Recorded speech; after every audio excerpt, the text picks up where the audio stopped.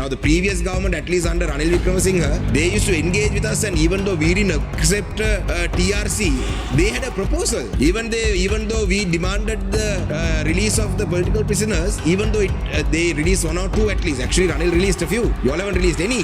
You all are not even agreeing that there are political prisoners. Now, the government accepts that the absence of a fully credible consolidated national database has been a long-standing challenge.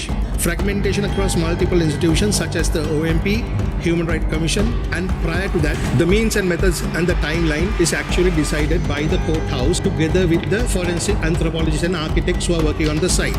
Tamil மக்களுடைய கருத்தின்படி 1,00,000க்கும் அதிகமானவர்கள் 1,60,000 வரைக்கும் நபர்கள் காணாமாக்கப்பட்டிருந்தால் தமிழ் மக்களுடைய கருத்து. அதே போலதான் ஐநாவுடைய மற்ற சர்வதேச நிறுவனங்களுடைய கருத்து 60,000 70,000க்கும் அதிகமானது. ஆனால் இலங்கை அரசினுடைய கருத்து 2,764 என்றது ஒரு வேடிக்கையான ஒரு விடயமாக இருக்கின்றது. In community, honorable minister, it will seem like lip service that this government is also providing, because in my question itself I have very clearly said that the victim community rejects any domestic mechanism. பாதிக்கப்பட்ட சமூகம் முழுமையாக நிராகரித்த ஒரு உள்நாட்டு பொறிமுறையை பற்றி நீங்கள் தொடர்ந்து பேசுவதில் எந்த அர்த்தமும் இல்லை.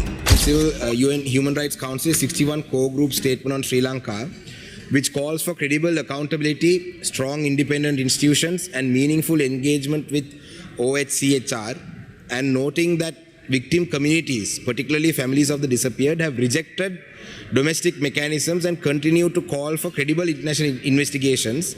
I ask the Honorable Minister of Justice, further, while previous governments at least engaged in discussions on truth, reconciliation and accountability mechanisms, the present government's policy framework focuses on governance and anti-corruption without clearly addressing wartime accountability and justice. Honorable Justice Minister, the mandate that you got was not only to deal with corruption, you were also given a mandate to address accountability and justice issues. So therefore my first question is, what is the government's current official estimate of persons missing during the final stage of the armed conflict in 2009? And has this been updated? Number two, does the government accept that there is still no credible consolidated database of missing persons? And what steps are being taken to establish one? Number three, what is the status of investigations into the Chemmani mass graves discovered in 2025? And the timeline for forensic analysis, identification and accountability? What is the status? How many mass grave sites have been officially identified to date? And what progress has been made in these investigations? Will the government permit or seek international forensic and investigative assistance into these cases? What is the government's position on individuals who allegedly surrendered to the military in the final days of the war and now are missing? Will the government utilize evidence compiled by the Sri Lanka Accountability Project (SLAP) in pursuing such cases? What outcomes has the Office on Missing Persons delivered since this government assumed office? What actions has the Office for Reparations taken, and how does the government respond to concerns that reparations without truth and justice are insufficient? Finally, will the government commit to a time-bound, credible process, including international involvement, to deliver accountability and non-recurrence? Honorable Minister, I am asking you these questions in light of an year and 6 months. Your government, your president has been in power for a year and 6 months. And most of these concerns haven't been addressed. I have asked the Honorable Prime Minister two such questions previously under the Prime Minister's questions. And the Honorable Prime Minister also confirmed that it's a work in progress. But we are yet to see any concrete steps. As representatives of the victim community, we are unable to see them. Especially with the Chemmani mass graves, you have unearthed a certain number of skeletons. No forensics, nothing. You all haven't done anything now. Unearthing further skeletons is another matter. But so far, the skeletons that you found, the remains that you have found, what have you done with it? Now, adding one last thing to that, Honorable Minister, you know the matter of political prisoners. Now, the previous government, at least under Ranil Wickremesinghe, they used to engage with us, and even though we didn't accept TRC, they had a proposal. Even though we demanded the release of the political prisoners, even though they released one or two at least. Actually, Ranil released a few. You all haven't released any. You all are not even agreeing that there are political prisoners. Now, in light of this, Honorable Minister, I'd like to get the answers for these questions. Thank you. First of all, I would like to thank the Honorable MP, Mr. Asamanekem, I will continue in English, right? Rasmanik for raising these most pertinent questions, one of the very few members who periodically raises this question, which actually brings the government also into accountability. So I thank you for these timely and thoughtful questions. Despite the short duration, I also prepared thoroughly because I understand these questions are important, and I'm very grateful that you are raising them. Firstly, now, as you know, although we have been in power for only the last 1.5 years, we have to work with records and databases that existed prior to us even contemplating coming here.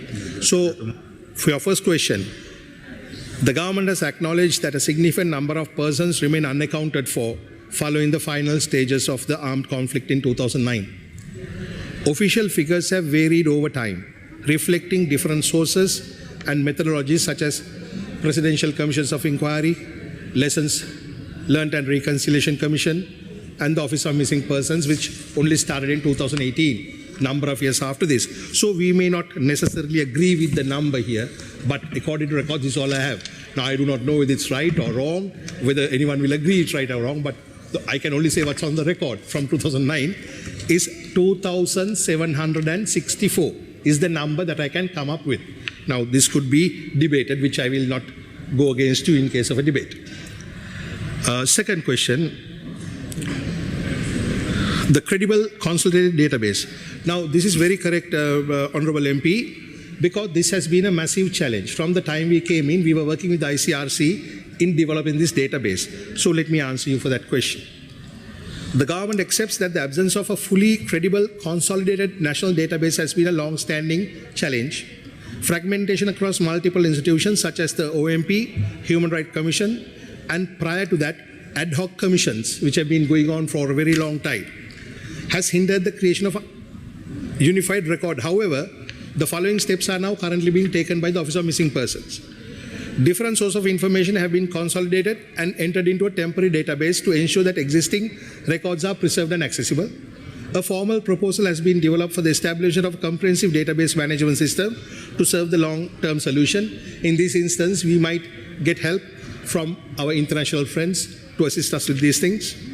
A requirement identification process with relevant stakeholders is currently underway to ensure that system is designed to meet humanitarian, legal, and accountability needs. In parallel, the Office on Missing Persons is being strengthened to strengthen data collection, coordinate with law enforcement and civil registries, and introduce digital platforms to improve transparency and accuracy.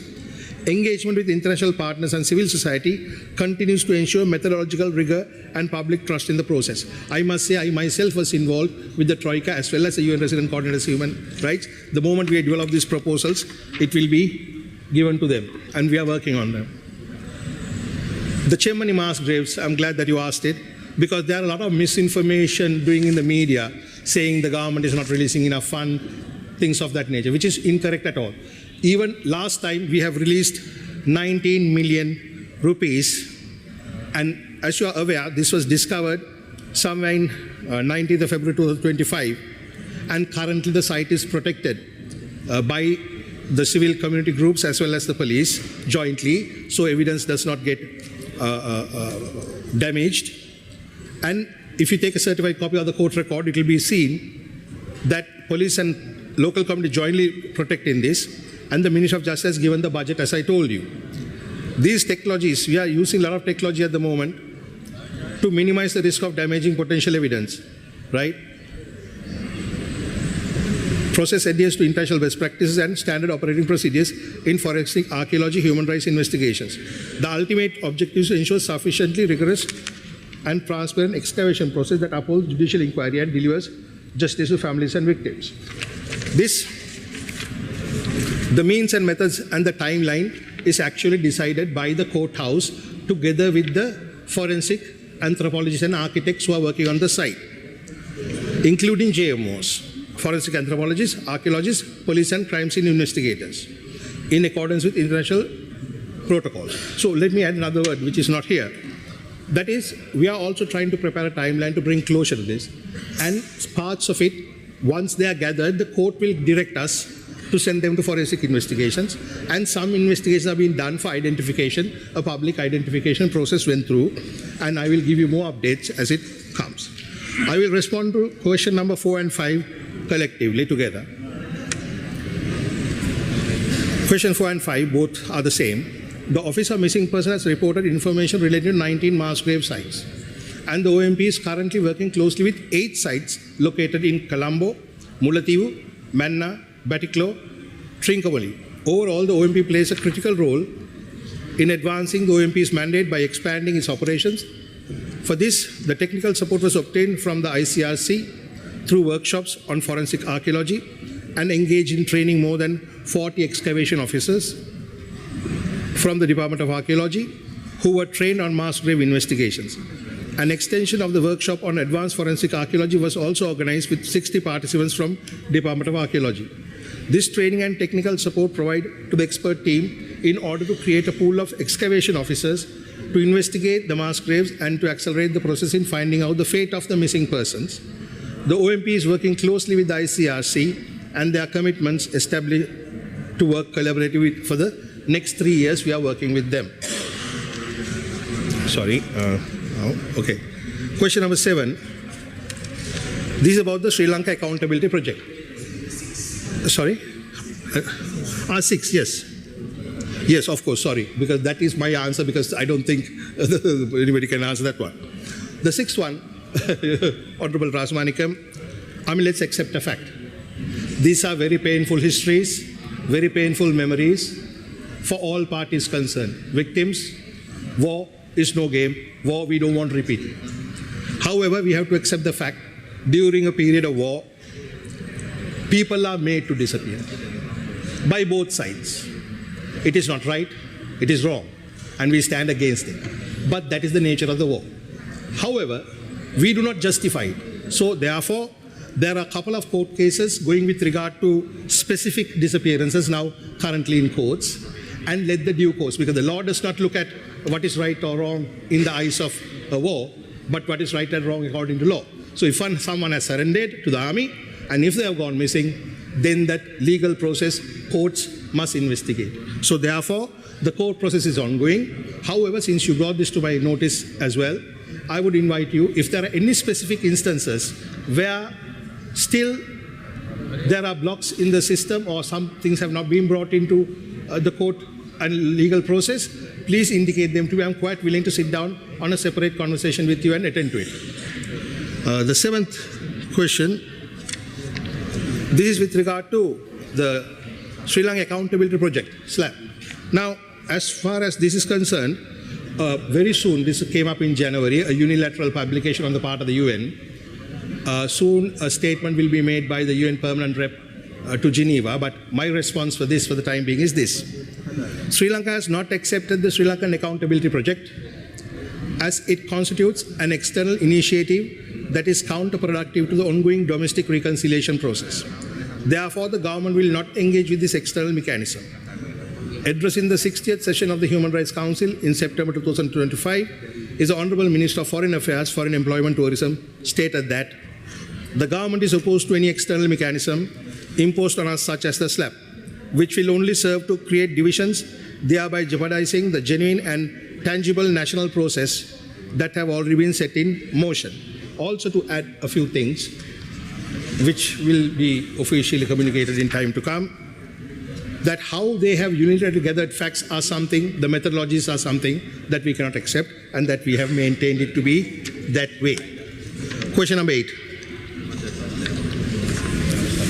Since assuming office, the government has supported and strengthened the work of the Office on Missing Persons, resulting in several tangible outcomes. First and foremost, you and I both know, although the Office on Missing Persons came into being in 2018, for any of these things to function, there must be the proper political will.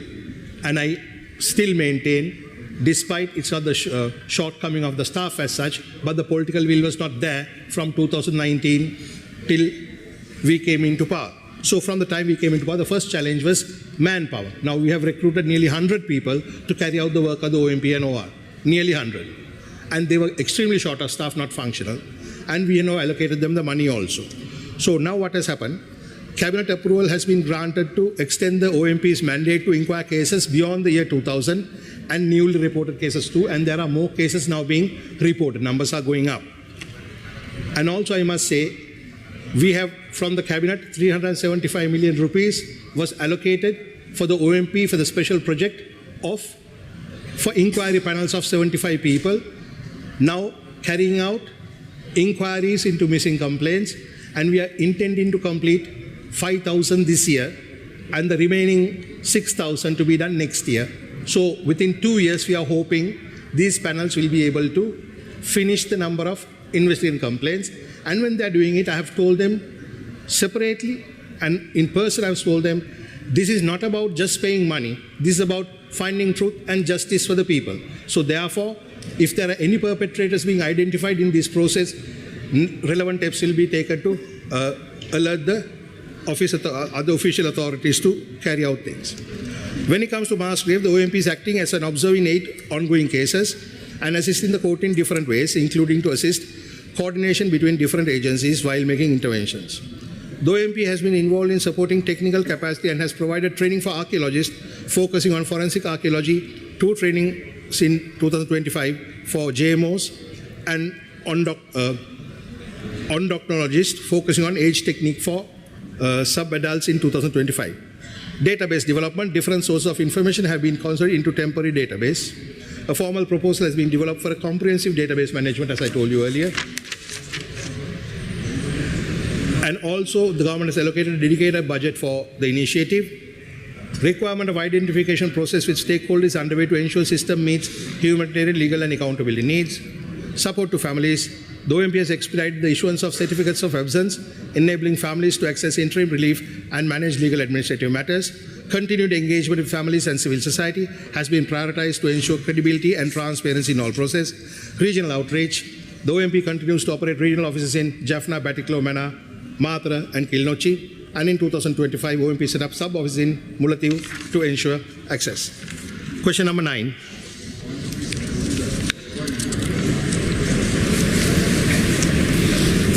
The Office of Reparation was established in 2018 under Act number 34 of 2018, succeeding the Rehabilitation of Persons, Properties and Industries Authority, which was issued under Act number 29, 1987. So this is the legal background. And reparations are provided aiming at individuals as well as through collective mechanisms guided by policies and frameworks. Developed an OR Act through the following thematic areas of interventions: compensation and financial support, livelihood support, and psychosocial support. Now, Office of Reparations. The government of Sri Lanka continues to extend support families of missing persons through reparation framework administered by OR. Monetary grants referred to as revival payments are disbursed to dependent of missing persons based on recommendations from Office of Missing Persons in accordance with Section 11A, Part 2 of the Act. As of 31st December 2025, total of 4,456 claimants have received final revival payments.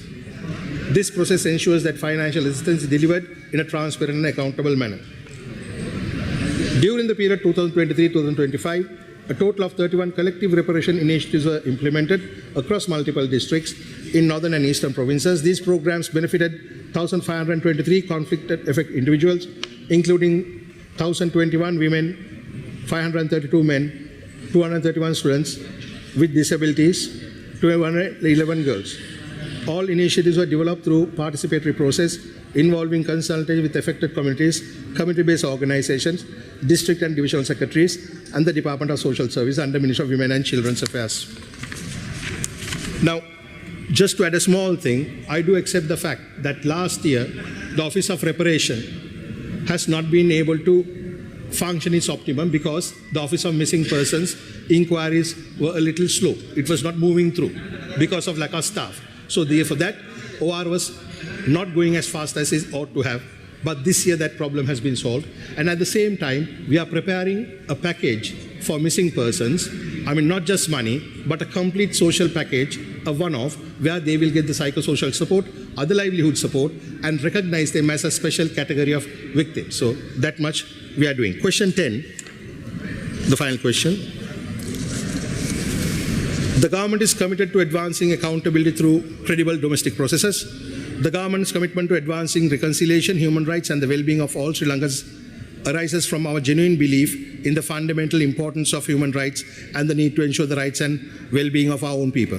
The government has the mandate and is firmly and sincerely committed to working towards a country that respects and celebrates the diversity of its people with no division or discrimination based on race, religion, class, and caste. The government is resolved not to leave room for resurgence of racism or extremism in Sri Lanka as Sri Lanka moves forward on this path through its domestic processes. இந்த விடயங்கள் சம்பந்தமாக நீங்கள் மிக நீண்ட பதிலொன்றை வழங்கியிருக்கிறீர்கள். சபாநாயகர் அவர்களும் எனக்கு ஒரு சில விடயங்களை இது சம்பந்தமாக சொல்கிறதுக்கு அனுமதிப்பார் நான் எதிர்பார்க்கின்றேன். கேள்விகள் நீண்ட பதில் 20 நிமிஷத்துக்கு மேலதிகமாக.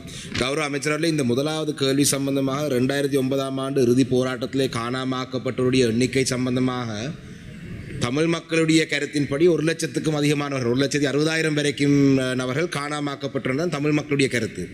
அதே போல தான் ஐநாவுடைய மற்ற சர்வதேச நிறுவனங்களுடைய கருத்து 60,000 70,000க்கும் அதிகமானது. ஆனால் இலங்கை அரசினுடைய கருத்து 2,764 என்றது ஒரு வேடிக்கையான ஒரு விடயமாக இருக்கின்றது.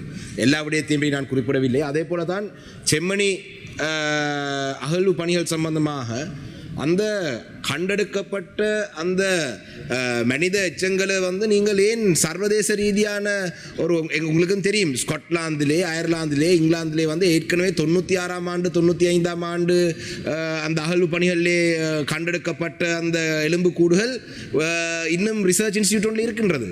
All the government has to do is give consent to do DNA testing on already exhumed skeletons. So what is the point of exhuming skeletons if you're not going to do anything about it?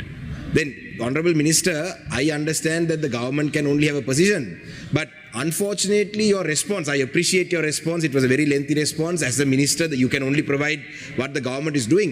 But to the victim community, Honorable Minister, it will seem like lip service that this government is also providing, because in my question itself, I have very clearly said that the victim community rejects any domestic mechanism. பாதிக்கப்பட்ட சமூகம் முழுமையாக நிராகரித்த ஒரு உள்நாட்டு பொறிமுறையை பற்றி நீங்கள் தொடர்ந்து பேசுவதில் எந்த அர்த்தமும் இல்லை. அதே போல தான் கௌரவ அமைச்சர் அவர்களே, நீங்கள் இந்த நிதி ஒதுக்கீடுகள் பற்றி காணாமாக்கப்பட்டவருடைய அலுவலகத்தை பற்றி சொல்றீங்க. நீதி, அதாவது கொல்லப்பட்ட மக்களுக்கு, காணாமாக்கப்பட்ட மக்களுக்கு, கடத்தப்பட்ட மக்களுக்கான நீதியை பற்றி ஒரு வார்த்தை கூட உங்களுடைய பதிலே இல்லை. There is no measures about justice in your response, Honorable Minister. It's about reparations, about social welfare. Where is justice? What is the accountability that you propose? like I said, உங்களுக்கு அரசாங்கம் வாக்களித்த பொழுது வெறுமனே ஊழல் மோசடிய இல்லாமல் செய்வதற்காக தமிழ் மக்கள் வாக்களித்தார்கள் நான் எதிர்பார்க்கவில்லை. அவர்கள் ஏனென்று சொன்னால் உங்களுடைய அரசாங்கத்திலே இந்த கொலைகளுக்கு நீதி கிடைக்கும் என்று எதிர்பார்த்தவர்கள். சில நேரங்களிலே நீங்கள் என்பிபி ஜேவிபியை சேர்ந்தவர்களுக்கு சொல்லலாம், 2005ஆம் ஆண்டு அந்த காலப்பகுதியிலே நாங்களும் பங்கு பெற்றிய அரசாங்கம் தான் இந்த படுகொலைகளை செய்தது, இதை விசாரிக்காமல் விடுங்கள் என்று சொல்லக்கூடிய வாய்ப்புகள் உண்டு. நீங்கள் ஜேவிபி இல்லை எனக்கு தெரியும். இருந்தாலும் கௌரவ அமைச்சர் அவர்களே, நீங்கள் குறிப்பிட்ட பதிலில் இப்போ slab about the Sri Lanka accountability project, there is a contradiction between your initial statement and your response to SLAP. If you are genuine and if you really want to get to the bottom of what has happened, if you said that you can only go by the information that you have and that you were not in government at the time, SLAP has enough information for you to use, but you are refusing to acknowledge that based on a domestic process that you propose. Okay, let me come to that. The Office of Reparations, you mentioned about the understaffing. Honorable Minister, for the Office of Reparations, the government has appointed 3 members connected to the military out of 5. இழப்பீடுக்கான அலுவலகத்துக்கு 5 உறுப்பினர்கள், 3 உறுப்பினர்கள் இராணுவ பின்னணியை கொண்டவர்கள். அப்ப இழப்பீடுக்கான அலுவலகம் ஊடாக பாதிக்கப்பட்டது இராணுவத்தின் ஊடாக.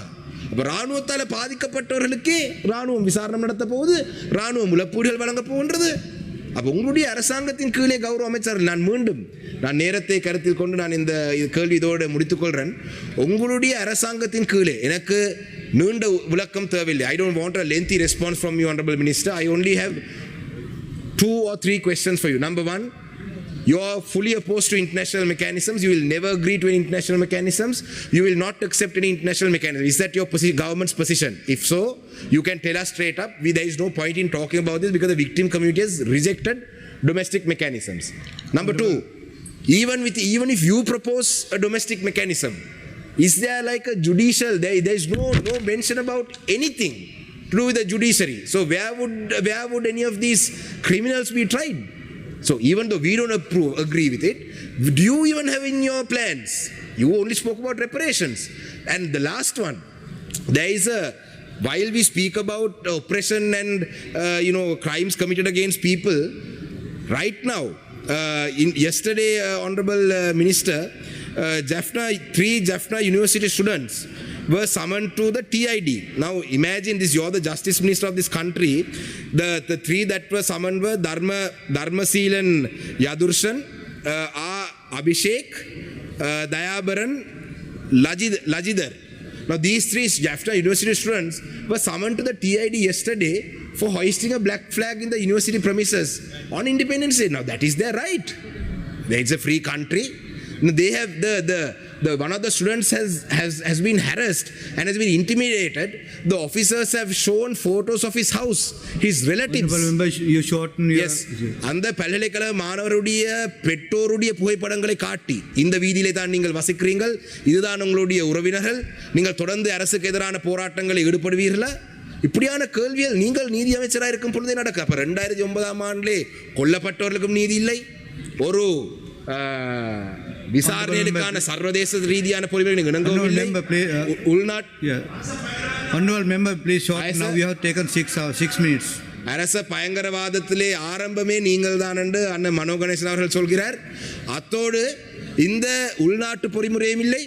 அப்ப இந்த விடயங்கள் சம்பந்தமாக கௌரவ அமைச்சர், நாங்கள் எங்களுடைய நேரத்தை தமிழ் மக்கள் உங்கள் மீது வைத்த நம்பிக்கையை எப்பயோ கைவிட்டார் என்றது என்னுடைய பார்வை. இருந்தாலும் நீங்கள் நம்பிக்கை வைத்திருக்கிறீர்கள், தமிழ் மக்கள் உங்கள் மீது நம்பிக்கை வைத்திருக்கிறார்கள், இந்த விடயங்களுக்கு ஒரு பதிலை அளிப்பீங்கன்னு நான் எதிர்பார்க்கிறேன். மீண்டும் again, I thank you, Honorable Minister, in your capacity as the Minister. I know you have provided the information that's available to you, so this is nothing personal. Thank you. Honorable Minister. Thank you, Honorable MP. I do understand the victim families need justice, and justice is what our government going to give. When it comes to justice to people, victims of missing persons families, we don't divide between north and east or south. One country, one people, and missing persons, closure necessary, justice necessary. Whether 1 year and 4 months is enough is another matter altogether, but we are on the right direction and on the right path. Secondly, about the missing persons towards the end of the 2009 war. Now, obviously, you and I can sit and argue over this, but it's not going to help any purpose because we do not know, right? But we understand the pain of it and we are working on it. Secondly, the Office of Reparations, the board members are appointed by the Constitutional Council depending on the applications came, but I will take your concerns at the appropriate forum. Secondly, finally rather I'd say, the Truth and Reconciliation Commission, the TRC Act, we went through that. But there's a problem. It was hastily drafted during previous regime, which is in conflict. Some sections are conflicting with the OR Act and the OMP Act, because those two are very powerful acts. So right now, I have sent that act to the Law Commission to find suitable way of getting it passed through. Right. And secondly, law for missing person is a crime. Killing is a crime. Whatever the crime, the local criminal law will be applied equally to everybody. If the laws are not necessary, if the new laws are necessary, they'll be done. When it comes to international mechanisms, right now we are working to get the expertise, help and the training, whatever necessary from the international mechanisms. But believe me, when it comes to enforcement, within the next 3-4 years, you will see we will do a fair job. We are committed to do a fair and a decent job to address the grievance of the people. And I once again thank you very sincerely for raising this. மேலதிக செய்திகளுக்காக எமது YouTube தளத்தை subscribe செய்யுங்கள்.